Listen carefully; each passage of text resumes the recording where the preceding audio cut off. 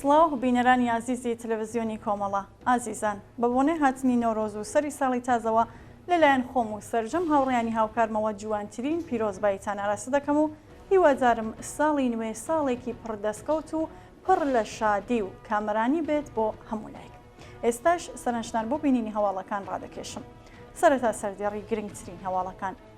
ڕێزگرتن لە یادیگیان بەخسکردوانی گۆردانی شوان لە گوندی منیانەیە کەڵاتەرزان، ئەجامەی مەراسمەکانی نەورۆز لە شارەکانی کوردستان، ئازادی یاسر حسینی بەدانانی وەسێقە لە زیندانی کامیاران، پڵۆمکردنی شوێنی کۆکردنەوەی یارمەتی مرۆیەکان لە چەبەهار و دۆخی نالەباری ئاوارەکان لە ئەفغانستان.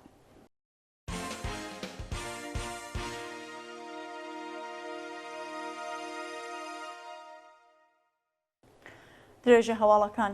ڕێزگرتن لە یادی گیانبەخشکردوانی گوردانی شوان لە گوندی میانەیە کەڵاتەرزان.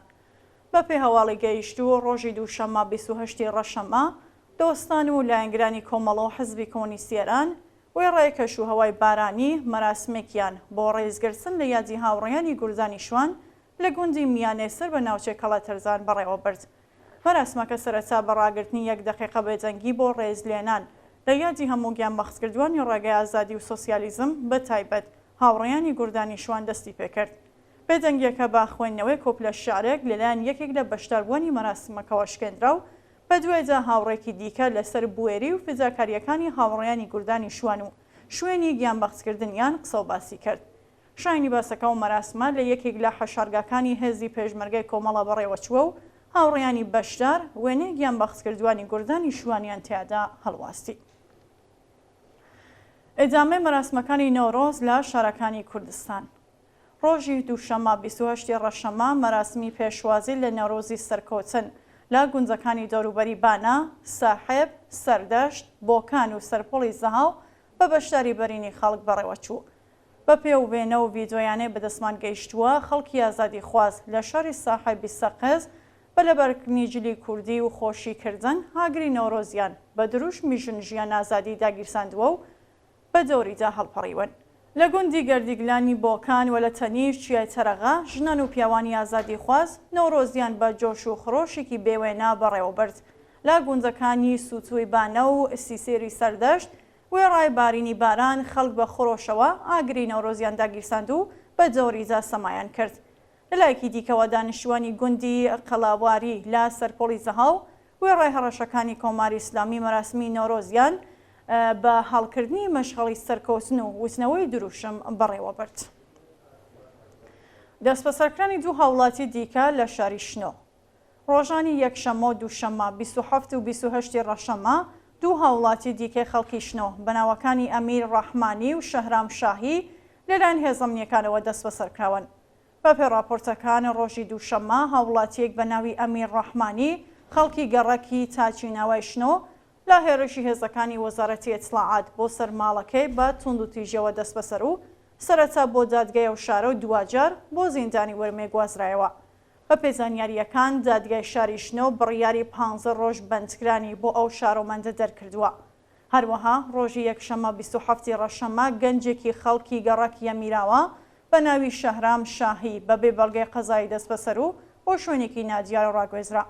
جێگەی ئاماژەکە هەمان ڕۆژ هاوڵاتێکی دیکە بە ناوی فەخرەدین ئەحمەدی دانیشتووی گوندی تاچیناوە لەلایەن هێزەکانی حکوومەتەوە دەست بەسەرکرابوو.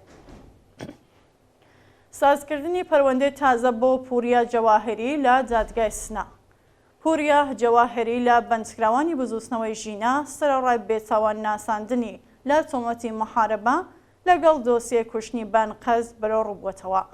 پوریا جەواهری لە لەقیەکی دادگای انقلابی سنا لە تۆمەتی مەحارەبە چالاکی تەبلیغی دژی نیزام و ئەنجامەتی لە گروپە دژبەرەکانی نیزام بێتاوان ناسێنرا، بەڵام ئێستا لەگەڵ تۆمەتی کوشتنی بانقەستی یەکێک لە پێرسۆنلی سوپای پاسەران بەرەو ڕووبووەتەوە. ناوبراو ڕۆژی 8 سەرماوەزی 1401 پاش بانکێشت بۆ ئیتلاعاتی سوپای کامیاران دەست بەسەر و کۆتاییەکانی مانگی ڕێبەندانی 1401 و پاش 2 مانگ لێپرسینەوە لا گرتوخانەی ئیتلاعاتی سوپادا بۆ زیندانی کامیاران ڕاگوێزرا. خۆکوژی مێرمەنداڵێک لە شاری سەقز. ڕۆژی یەکشەممە 27 ڕەشەممە هەرمەنداڵێکی خەڵکی سەقز بە ناوی ئاراش ڕەسوولزادە تەمەن 15 ساڵ لە ڕێگەی خۆکوژیەوە کۆچایی بە ژیانی هێنا. بە وتەی سەرچاوە خۆجێیەکان ئارەش ڕەسوولزادە بە هۆکارێکی نادیار لە ڕێگەی خۆ هەڵواسینەوە کۆچایی بە ژیانی هێنەوە. بە پێی ئامارە دەوڵەتیەکان پشکی مێرمنداڵ لە ڕێژەی خۆکوژی ساڵانە لە ئێران زیاتر لە 7% و بێکاری، ئەمنیەتیکردنی جەوی کۆمەلگا و نەبوونی ئازادی، هەژاری و بێئیمکاناتی هۆکارە سەرەکیەکانی چوونەسەرەوەی ئاماری خۆکوژی لە نێو منداڵانی ئێرانە. ئازادی یاسر حسینی بەدانانی وەسێقا لە زیندانی کامیاران. یاسر حسینی شارۆمەندی خەڵکی کامیاران کە لە ڕێکەوتی 23 ڕێبەندانی 1402 لەلایەن هێزەمنیەکانەوە بەبێ بەڵگەی قەزایی دەست بەسەرکرا بوو، ڕۆژی شەممە 26 ڕەشەمە بەدانانی وەسێقە و بە شێوەیە کاتی ئازادکرا. یاسر حسینی پاش بەندکران بۆ گرتوخانەی دەسەڵاتی سنە ڕاگوێزرا و پاش کۆچایی خۆناغەکانی لێپرسینەوە بۆ زیندانی کامیاران گوازرایەوە. ناوبراو لە ماوەی بەندکردنیدا لە دەستڕاگەیشتنەوە پارێزەر بێبەش و هیچ زانیاریەک لەسەر هۆکاری بەندکرانی لەبەردەستانیە. مەرگی گوماناوی بەندکراوەیەک لە زیندانی ئەمیرابادی گۆرگان. بەیانی سێشەممە 29 ڕەشەمە عەلی ڕەزا خاری بەندکراوی سیاسی ڕاگیراو لە زیندانی ئەمیرابادی گۆرگان بە شێوەی گوماناوی گیانی لەدەستا. عەلی ڕەزا خاری لە سەردەمی شۆڕشی ژینا بنکێکی سوپای پاسەرانی لە بەندەرگاز ئاگردا و پاشە ڕووداوە هێزەکانی وەزارەتی ئیسلاحات بە دوایدا کەوتن. ناوبراو ناچار بوو بۆ ماوەیەک خۆی حەشاربات، بەڵام گوشاری ئیسلاحاتی ڕژیم بۆ سەر بنەماڵەکەی ناچاری کرد خۆی ڕادەستی سەرکوتگەرانی ڕژیم کات. عەلی ڕەزا بۆ ماوەی 4 ڕۆژ لە بەندی تاکە کەسی بە سەختی ئەشکەنجەوە ئازاردرا و دوایی بۆ زیندانی ئەمیرابادی گۆرگان گوازرایەوە. ئەو زیندانیە سیاسیە لە ماوەی بەندکردنیدا بەردەوام پشتیوانی لە بەندکراوانی شۆڕشی ژینا دەکرد. پاش 3 مانگ بەندکران بەیانی سێشەممە با بنەماڵەکەیان ڕاگەیاندکە عەلی ڕەزا خۆکوژی کردووە و گیانی لەدەستەوە. مەراسمی پرسە و سەرخۆشی عەلی ڕەزا کاتژمێردەی بەیانی چوارشەممە لە گوندی کوهستەحرا بەڕێوە دەچێت. پۆڵۆمکردنی شوێنی کۆکردنەوەی یارمەتی مرۆیەکان لە چابەهار. بە فەرمانی داستانی شابەهار ئەو سوولانەی شوێنی کۆکردنەوەی یارمەتی مرۆیی بۆ لافاولێدراوانی بەلوچستان بوون پۆڵۆم کراون. لە شەڕ ڕۆژی ڕابردوودا تەواوی ئەو یارمەتیە مەدەنیانەیە کە لەلایەن خەڵکی کوردستانەوە بۆ ناوچەی دەشتیاری نێدرابوون لە ناودەمنیەکانەوە گەڕێنراوەتەوە و هەموو حسابە بانکیەکان کە پارەی تێدا کۆکرابووەوە لەلایەن داستانی بەلوچستانەوە داخراون. ڕژیمی کۆماری ئیسلامی لە یەکگرتووی و یەکڕیزی خەڵک دەترسێت ڕێگە نادات یارمەتی مرۆی خەڵک بەدەست لە فاولێدراوانی بەلوچستان بگات و خۆشی یارمەتی خەڵکی لێقەوماو نادات. خۆپیشاندانی ئێرانیانی ئازادی خواز لە هانۆفەری ئەڵمان. ڕۆژی دووشەممە 29 ڕەشەمە ئێرانیانی ئازادی خوازی دانیشتووی وڵاتی ئەڵمان بۆ پشتیوانی لە شۆڕشی ژینە و دژایەتی لەگەڵی عەدەم لە شاری هانۆفەر خۆپیشاندانیان کرد. ڕۆژی دووشەممە 18 مارس هاوکات بوو لەگەڵ ڕۆژی جیهانی بەندکراوانی سیاسی. هەر بۆ بۆنەوە کۆمەڵێک لە ئێرانیانی ئازادی خواز لە شاری هانۆفەر کۆبوونەوە و وێڕای دژایەتی لەگەڵ ڕژیمی سەرکوتگەری کۆماری ئیسلامی پشتیوانی خۆیان لە بەندکراوانی سیاسی ڕاگەیاند و خوازیاری ئازادی هەموو زیندانیانی سیاسی و ڕاگررتنی سزای عەدەم بوون.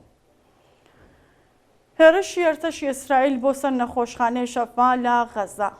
ڕۆژی دووشەممە 28 ڕەشەمە ئەرتەشی ئیسرائیل بە بیانووی هەبوونی چەکدارانی حەماس هێرشی کردە سەر نەخۆشخانەی شەفا و زۆروبەری نەخۆشخانەکەی بە چڕی بردومان کرد.